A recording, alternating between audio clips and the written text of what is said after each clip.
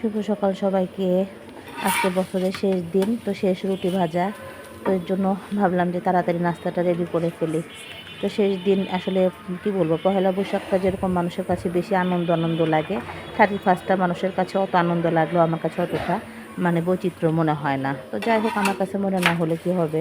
তারপরে আজকে দুঃখেরও বিষয়, যেহেতু খালেদা জিয়ার আজকে মারা তো গেছেন বলতেছে কাল পরশু, কিন্তু মৃত্যু আজকে তো সমাধি হবে, তাই না? এদিক থেকে মনে করলে আবার একটা দুঃখের বিষয়। এই তো সেটা মনে করেই নাস্তাটা রেডি করতেছি। তো ভাবলাম যে নাস্তাটা রেডি করে ফেলি। ছেলেরা সব উঠে গেছে, সবাই নাস্তার জন্য অপেক্ষা করতেছে। তো ভাবতেছে আর কি কালকে দুপুরে রুটি বানায় গেছে খালা, তো একটু কেমন যেন হয়ে গেছে। তো ভাবলাম যে একটু তেল দিয়ে ভাজি, তাহলে জিনিসটা ভালো হবে। তো আজকে আর হটপটে নাই, তো ভাবতেছি ওর বাবার রুটিগুলো হটপটে রাখি, আর আমাদের রুটিগুলো না হয় প্লেটে নিয়ে নিই।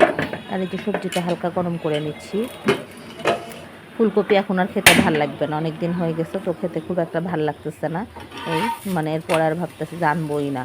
ফুলকপি পাতাকপি প্রথম বের হলে খুব মজা লাগে, পরে একদম আমার কাছে ঘাস লাগে, খেতে একটু ভাল লাগে না। যদিও খালার হাতে সবজি খুব টেস্ট, মাশাআল্লাহ, সব সবজি খুব সুন্দর করে রান্না করে খালা। তো খালার হাতে রান্নার প্রশংসা তো আমি সবসময় করি, কিন্তু প্রশংসা করলে কী হবে, যখন থাকবে না তখন তো আমার আবার কষ্ট হয়ে যাবে। কারণ একটা খালা অ্যাডজাস্ট হয়ে গেলে, সে চলে গেলে আর একজনকে অ্যাডজাস্ট করানো যে কতটা কঠিন তা বলার মতো না। তো যাই হোক, রুটিগুলো ফুলকো করে ভেজে নিচ্ছি।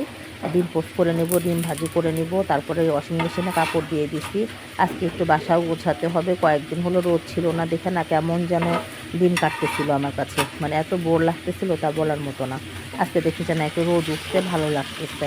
তো যাই হোক, ভাজি আর রুটি অলরেডি মাহিনকে বলতেছি যে মাহিন তুমি নিয়ে যাও, নিয়ে আর্লি খেয়ে নাও। মাহিন তো সবার আগে ঘুম থেকে ওঠে, এর জন্য সবার আগে ক্ষুধা লেগে যায় মাহিনের। আমি তো একটু দেরিতে উঠি, মিশনে একটু দেরিতে ওঠে, অতটা সমস্যা হয় না। তো এটা বলতে আমার খালামণিও চলে আসছে।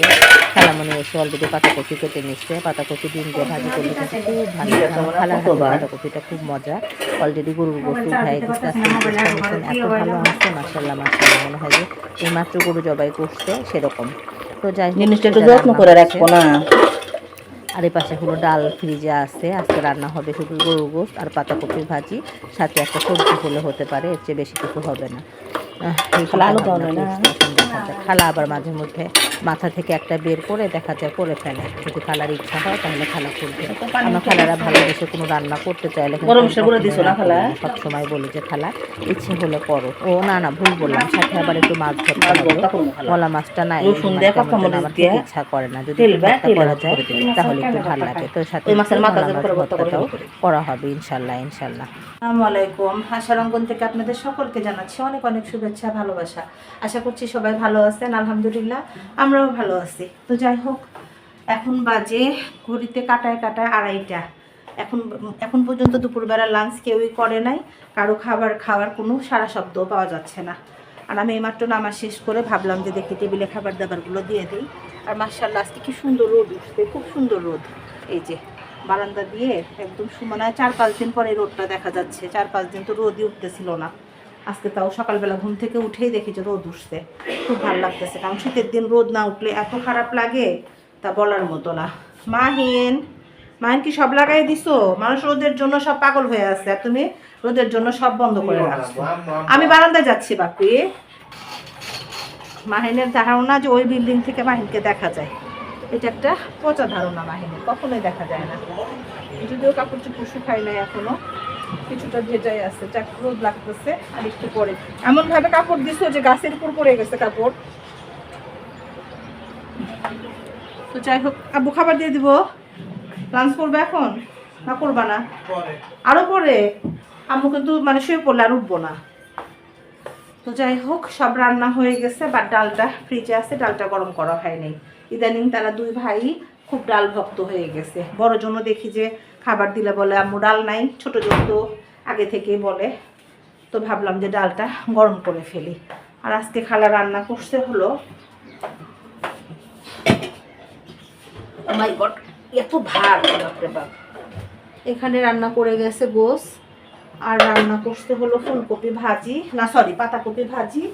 এই তো, আর তেমন কিছু করে নাই। মাহিনের চিকেন রান্না করা আছে, এর জন্য চিকেন। আর খালা কালকে আসবে না, কালকের রান্নাটা আজকে আমি আরও হালকা পাতলা রান্না করতে চাইলাম, কিন্তু খালা বললো যে আমি কিন্তু আগামীকাল বাসা পাল্টাবো, আসবো না, কাজে রান্না করা লাগলে বেশি করে রান্না করে রাখো। এই জন্য ভাবলাম যে করে রাখি। খালা যেহেতু হাগাম বলতেছে।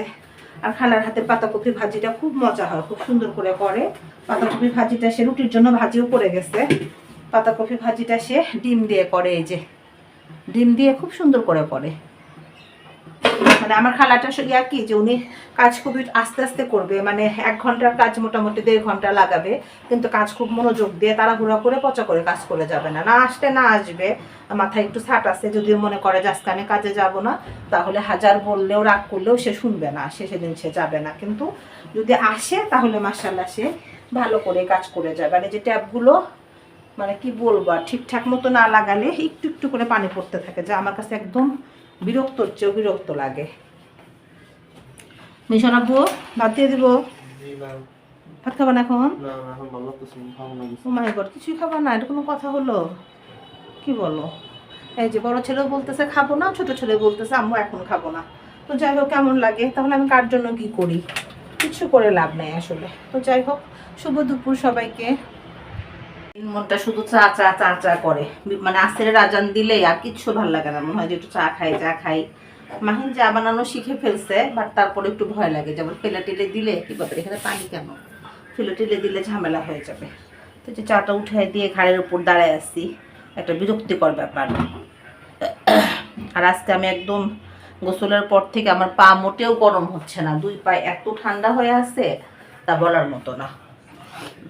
কেমন যেন ভালো লাগতেছে না। তো ভাবলাম যে একটু চা খাই, চা খেলে মনে হয় ভালো লাগবে। 5টা অলরেডি 7 বাজে, সময়ও বেশি নাই, আজান দিয়ে দিবে। প্রচণ্ড উত্তরবঙ্গের মানুষ মনে হয় কি পরিমাণ কষ্টে আছে আল্লাহ জানে। আমরা তো ঢাকা শহরে বাসার মধ্যে সব গ্লাস প্লাস লাগানো, তাই যে অবস্থা রে বাপরে বাপ। আর যারা একদম রংপুর, কুড়িগ্রাম, তারপরে ওইদিকে আরও উলিপুর টুলিপুর, ওইদিকে তো ঠান্ডা একদম বেশি পড়ে। তো যাই হোক, আল্লাহ যেন সবাইকে হেফাজত করে। গরমের সময় প্রচণ্ড গরম ছিল, শীতের সময় প্রচণ্ড শীতে দরকার নাই। গরমে মানুষ কম মারা যায়, শীতে মানুষ বেশি মারা যায়।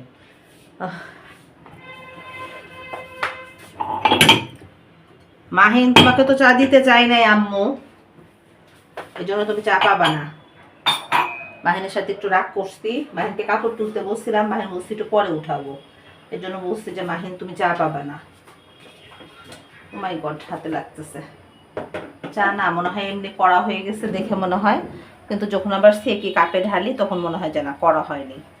তো যাই হোক, আমি বিশাল বড় পাতিলে ইদানিং চা উঠাই দিই যাতে না পড়ে যায়, এই কারণে। বুঝছো মাহিন, তুমি কিন্তু যত কাজে এখন আম্মু করো, তুমি চা পাবা না। এই যে মাহিন মাহিন আম্মুর সাথে, আম্মুর উপর রাগ করছি, আম্মুর উপর রাগ করছি বলতেছে, আম্মুর রাগ করছি মাহিনের সাথে।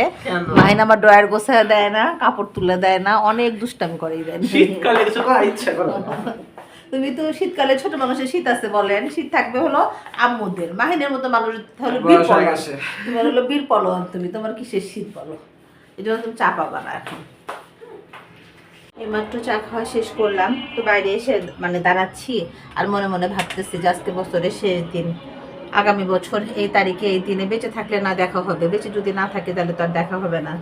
তো যাই হোক, এ বছরের সুখ দুঃখ সব কিছু, সুখটাকে আলিঙ্গন করে দুঃখটাকে ভুলে যেতে চাই, খারাপ অভিজ্ঞতাগুলোকে দুঃস্বপ্ন ভাবতে চাই, ভালো অভিজ্ঞতাগুলোকে পুঁজি করতে চাই, যে ভালো অভিজ্ঞতাগুলোকে নিয়ে যেন সামনে আগে যেতে পারি, আর কোনো তিক্ত অভিজ্ঞতা যেন জীবনে না আসে। 25 সালটা জীবনের উপর দিয়ে অনেক ধকল, বিপদ আপদ, অসুখ বিসুখ, মানে কি বলবো, আপনজন হারানো, সব কিছুর মধ্যে দিয়ে গেছে।